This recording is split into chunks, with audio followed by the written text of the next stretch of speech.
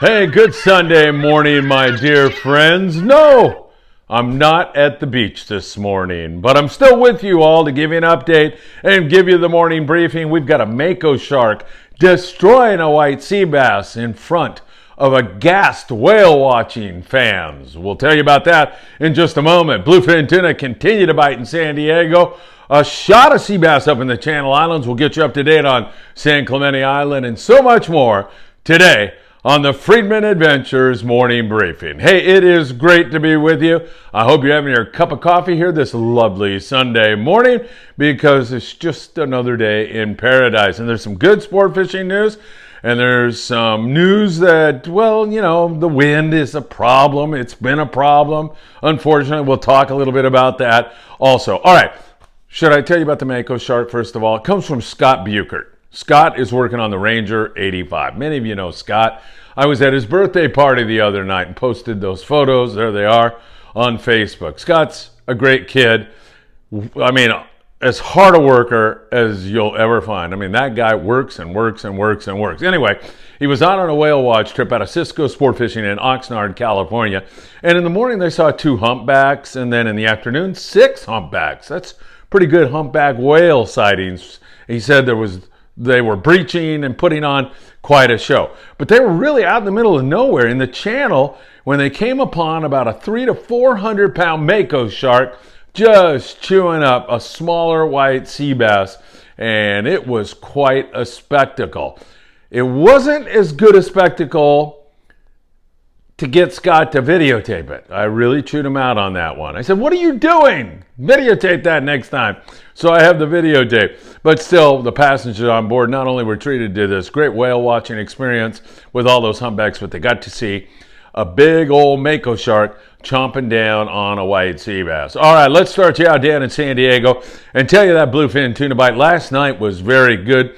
Talked to a couple of boys out there, and they were having very good nighttime fishing. It just keeps going on and on and on.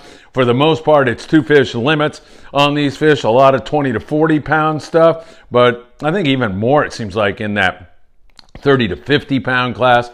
And then you'll find them up over 100 pounds also. Those overnight boats, the guys that are fishing at dark sometimes wake up in the morning, or I should say, in the morning, they are all finished like right now. So they have had some really good nighttime fishing, no doubt about it. And they just continue to hammer out great catches of fish. Once again, that 100 to 200 gram type of lure is working best of all. The flat falls or whatever it is knife jigs, whatever it is you want to use. Those smaller ones have been working best. However, there is the occasional fish caught on a bigger knife jig. So keep that in mind and be ready to switch them out. And that's why we're so happy that Sam De La Torre over there at Island Fishing Tackle in Carson, California did such a great job showing you a new way to organize your jigs and to switch them out fast.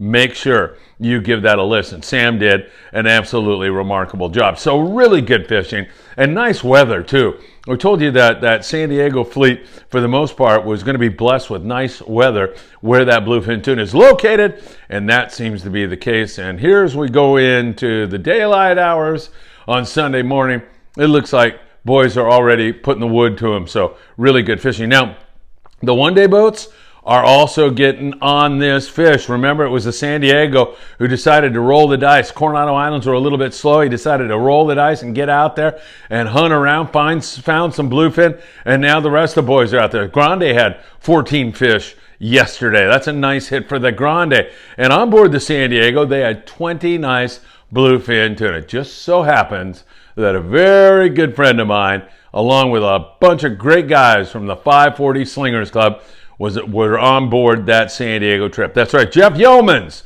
with a nice bluefin tuna, and of course, you know they're throwing the iron. That's all they're doing with those big, long rods. Jeff said the weather was flat calm. There wasn't even a breath of wind. They saw several spots of fish. It was an exciting, fun day. And as always, Jeff says the crew on the San Diego, they rock. They are awesome. And he raved about the great performance they put on. I tell you, it's just amazing to me that you can leave anywhere at 6 o'clock in the morning, be back in at 6 o'clock at night, and get a shot at trophy bluefin fin tuna that is amazing. And all those guys now are starting to turn their attention to offshore. Now, Jeff told me mostly the 100 to 200 gram jigs, the flat falls, the knife jigs, those jigs were the most effective by far. However, Jeff said there were some fish taken on the larger knife jig. So once again, you need to be versatile. You need to be able to switch. You need to be able to adapt. So having that ability will get you more fish day in and day out. Love what we're seeing in San Diego. Love the fact that the day boats are getting it. And love the fact that the weather looks like it's going to hold here again today. And into Monday, it looks even better. So things are looking pretty good in San Diego, not slowing down one bit at all. When you do get into a bite where they're biting the fly line bait, you want to go to 30 to 40 pound. And once again, choosing a good hot bait, always super important. Fluorocarbon, we like Opsin, www.opsinusa.com. Put in FA at checkout, and you'll get a special handwritten letter and a special gift. Oh, wait a minute. I thought I was doing a commercial there for a second. Sorry about that, everybody. We like Opsin Fluorocarbon. It works really great.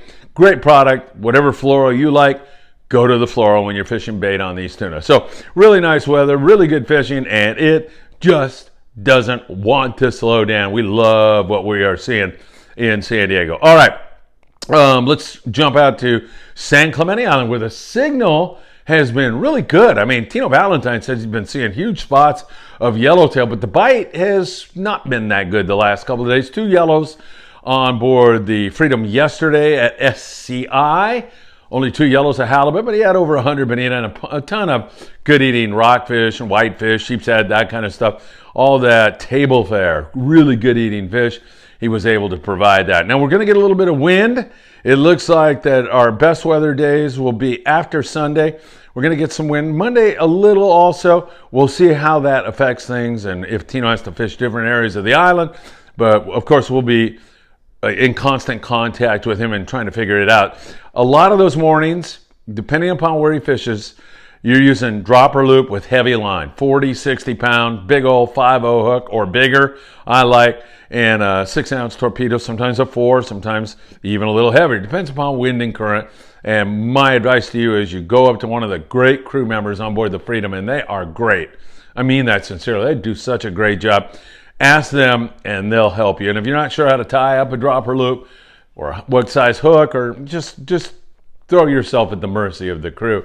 They're there to help you. They want to see you catch fish, and on that boat they do a really good job of it. So in the morning it's that dropper loop. When the sun comes up, you start to switch over. On most days you switch over to a sliding egg sinker rig, a couple of those smaller squid on there, and you're in business.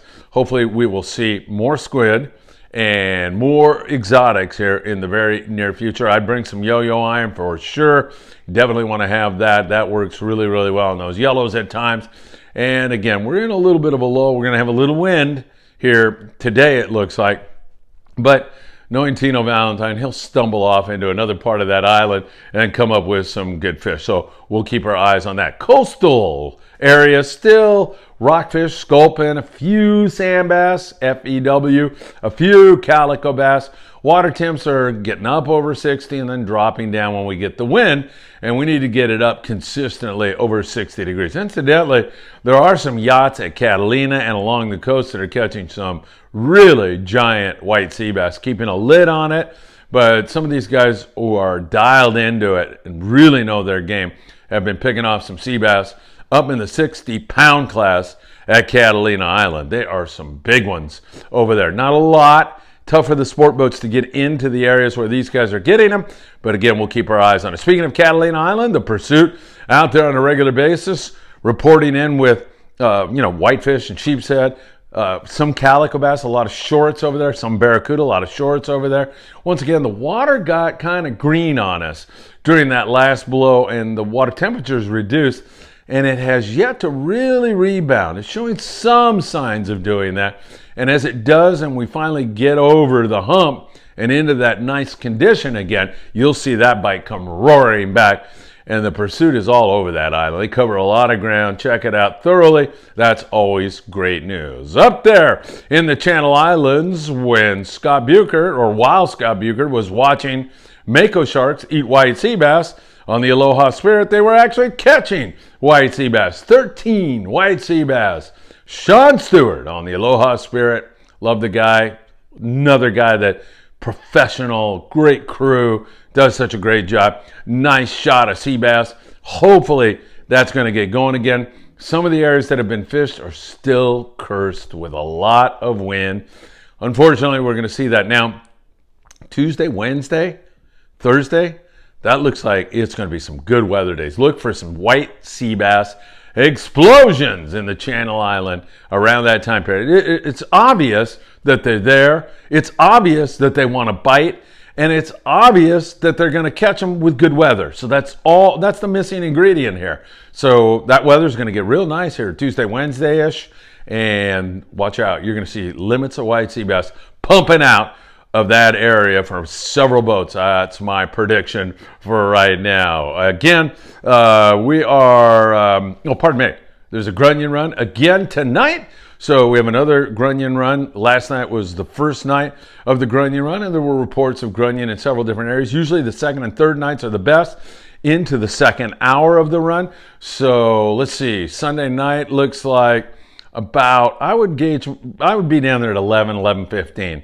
That's when I would get to the beach, and I think you'll be in good shape. Hopefully those grunions show up, because with the grunion are halibut and yellowfin croaker, so Phil Friedman can lose another fishing rod. Actually, you know the story. I didn't quite lose it, but man, I'm telling you, it was so close. I can't believe, in case you don't know what I'm talking about, yesterday I had a yellowfin croaker eat my bait on my rod while I was goofing around, not paying attention, and since I didn't put the stake in the sand properly, it just pulled that down, and then off went my rod, and I barely saw it, and I barely caught it. Barely. I thought it was gone. But it amazes me the power of a 17-inch yellowfin croaker. You should have seen that rod. It looked like it was an arrow shot out of a gun. It was just flying, and I thought to myself, as old and feeble as I am, I'm going to give it a hell of a try to catch that thing, but I don't think my mind is clicking away. I don't think I'm going to get it, and I got it. So along the coast, mentioning the grunion and all those species of fish that move in, hopefully we're going to see some more halibut, fishing with lucky crest, match the hatch. Grunion are all over the place, then you want to fish something like that. But those chrome lures all work really good on halibut, yellowfin croaker, and the best thing going on has been the bait. I finally broke down. I caught that yellowfin croaker and another one after throwing a lure for 16 years and beating a dead horse, because I don't know. I was really stubborn about that. And I finally threw a bait, and what I threw was frozen grunion. Here's my thought process. You know, my thought process is similar to that of a fish. Not much more than that. There's not a whole lot of brain power here. But I said to myself, hey, grunion are moving in on the beach. They're not biting the lures, but they're probably feeding on grunion that are staging out there right now. I'm going to use a frozen grunion, and it worked. So who knows if that was a one-off, or that is a good way to think about matching the hatch. It worked pretty well for me. So once again, surf fishing picking up. Weather's going to get a little bit nicer. That will help. All right, we've got some great events for you. We hope you can make it. May the 15th, we are going to be at Recreation Park at the Casting Pond, right next to the golf course, and from 8 to 11 in the morning. Whether you're a beginner, an intermediate, or an expert, come on down and give it a try. 8 to 11, we'll have all kinds of rods for you to try, reels for you to try, so you can see what you like and you don't like. If you want to bring your own rod, you're welcome to do that. We will have a casting for distance contest, so if you think you can chuck the iron just about as far as anybody, here's your chance to shine and prove it to everybody else. That'll be May the 15th, and we sincerely hope you're going to be able to make it. And then the after party, whether you make that or not, come to the after party. Chef Jason putting out all these great recipes here on the Friedman Adventures channel. He's doing a great job. You can go join him at his restaurant. You can join him anytime over there at Schulb's. But this day in particular should be a lot of fun.